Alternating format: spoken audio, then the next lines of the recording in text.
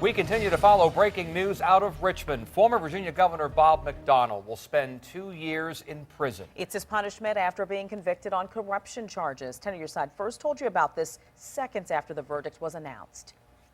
This is a look at how McDonnell's day started, mobbed by the media as he walked into court.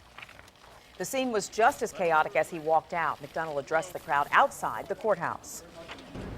And as I said in court, I am a fallen human being. I've made mistakes in my life. I always try to put the best interests of the people first as governor, but I have failed at times, and some of the judgments that I have made during the course of my governorship have hurt myself, my family, and my beloved people of Virginia, and for that I'm deeply, deeply sorry. 10 on your side has team coverage on this breaking story. Andy Fox and Aaron Kelly are both live in Richmond. They spent countless hours covering this story. We're going to start things off with Andy, who was at the same court months ago when it all began. Oh, yeah, it's been a long journey this entire year that this has been going on. And I think that everyone is stunned by what happened today. You know, when Bob McDonnell walked into this courthouse today, he was looking at somewhere between 10 and 12 and a half years in prison. That was reduced during the sentencing to 6.5 to 8. And then he ended up getting from this judge what everyone had hoped to get, which is leniency. Leniency with a 2-year sentence and 2 years probation. And he's planning to appeal that. Now, we want to take a pause here to just kind of give you one of the scenes of the day. Bob McDonnell, you know, he was indicted and charged almost a full year ago on January 21st, 2014. During the news conference, look at this emotional scene. His daughter, Kaylin, in her father's arms, taking in the events of the day, very emotional. She's been with her father almost every day. Every day. You can see her right there. She's been with her father almost every day during this long ordeal. And she was here in September when he was found guilty on 11 counts of corruption. So we wanted to pause and just show you that scene because that's what the emotion is with this entire situation. We also caught up with McDonnell's 2 attorneys who had a much better day today than the one they had in September. Well, we certainly are grateful that the court carefully considered Mr. McDonnell as a whole human being and departed significantly from the guidelines. That's important. But 2 years in a federal prison is nothing to sneeze at. It's a long haul. It's a long time away from your family and your friends and your home. It didn't exceed my hopes, but it exceeded my expectations. What were you expecting? I didn't know what to think, actually. I mean, I didn't think that he was going to give him a guideline sentence. I thought he would depart below the guidelines or very below the guidelines, but how far below the guidelines, I didn't know. Now, 10 on your side is when reporting some. And so they are obviously stunned that their client is walking out of this courthouse with a 2-year sentence that he plans to appeal, and they are also going to ask that he is out on bond during that appeal. That will take place in February. Now, Maureen McDonnell, the wife, was also here. She will be sentenced in February. Obviously, everyone will now be expecting she'll get something less than the 2 years that Bob McDonnell got, or she may get probation. We don't know. That will take place in February as well. But she was here supporting the family, and we know that they had a big dinner last night where they all said, well, you know, we're looking at 10 to 12 and a half years in prison. Let's just see what happens. So they came here to court.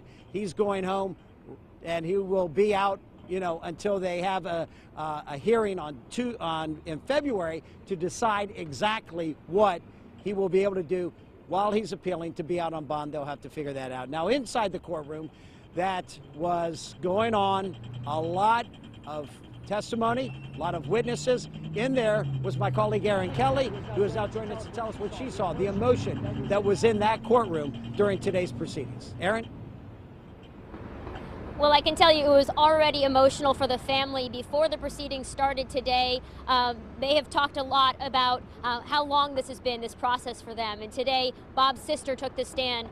She talked about how he's the heart and soul of the family, that this has devastated the family. We heard from 11 witnesses, character witnesses, Bob's former commanding officer, 2 people that wanted to talk about possible community service options for him as alternative sentencing. We also heard from Janet Kelly, Kelly, the former Secretary of the Commonwealth, people that have worked with Bob McDonnell for several years, talking about asking the judge to consider leniency, to consider the totality of his life, his public service, and his character. However, the prosecution had an opportunity to talk today, and they said, yes, certainly, you filed 400 letters of support from friends and family, from people that have known Bob McDonnell for many, many years. However, there still needs to be a punishment for this crime. They said that Bob McDonnell only issued a public apology after this all came out. They said he's not just accepted gifts, he accepted bribes, and they reinforced that. They asked the judge to give a stiffer penalty because they wanted to argue for obstruction of justice, that he was giving false testimony during the trial. The judge ultimately didn't go for that, and that's what also helped lower all of this down. But we also got a chance to catch up with the prosecution team after the judge made his decision. Here's what they had to say. Do you regret anything? Were you going back and looking over it? I do not have any regrets. Did the closing today have part. anything to do with it? Governor Wilder, as I had mentioned, asked you before, talking about whether Johnny Williams got a sweetheart deal in order to bring him to the table? I think the government made the appropriate decisions in this case to prosecute the public official involved. And that's the latest here from Richmond. I'm Erin Kelly, 10 on your side. And reaction on Bob McDonnell's sentencing wasn't contained to Richmond. People across the Commonwealth, including elected officials, are weighing in on today's events. One of them talked to 10 on your side's Jason Marks. Jason. Well, Tom, I talked with Andy Protogero, who is a Norfolk City councilman, but he's also a defense attorney. He's handled dozens of federal cases. He told me if he was McDonnell's attorney, he would have been doing backflips up Broad Street in Richmond. That's how shocked he was at the 2-year sentence. He actually thought that McDonnell would be given 10. Protogero told me federal judges take a certain look at guidelines when it comes to figuring out how much time to serve. Now, the guidelines is a system that simply computes the number of months to be served. They're there to make sure that every defendant is treated fairly. Now, this is one way, one person doesn't get a whole lot more time for committing the same crime than another person. But federal judges do have the power to go outside those guidelines, meaning they could give either more time or less time, and that's exactly what happened today. In the end, Johnny Williams didn't win.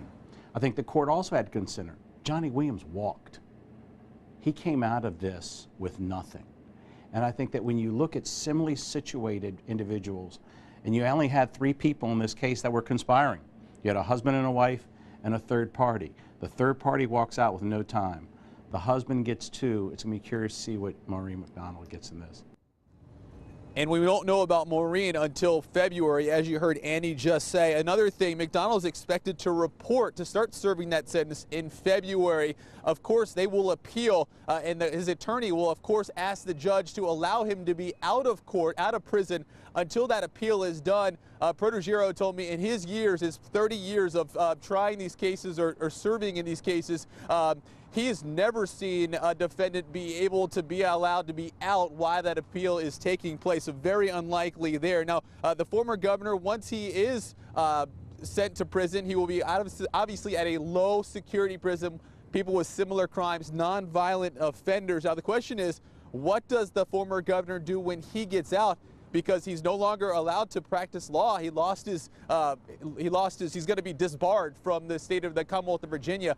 So a lot of questions here to still be answered. But for now, that's the latest here in Virginia Beach. Jason Marks, 10 on your side. Now, we also heard from Governor McDonnell's family. His 3 sisters attended today's hearing. I feel some sense of victory. Like I said, we're grateful for Judge Spencer's leniency. I think he read the letters. I think he listened to the people, the thousands of people Bob has touched. And I think he listened, and we're grateful for that. And 10 on your side's coverage of the McDonnell sentencing continues online. Go to WAVY.com. We have pictures, video, and a timeline detailing from when investigators first started looking at this case.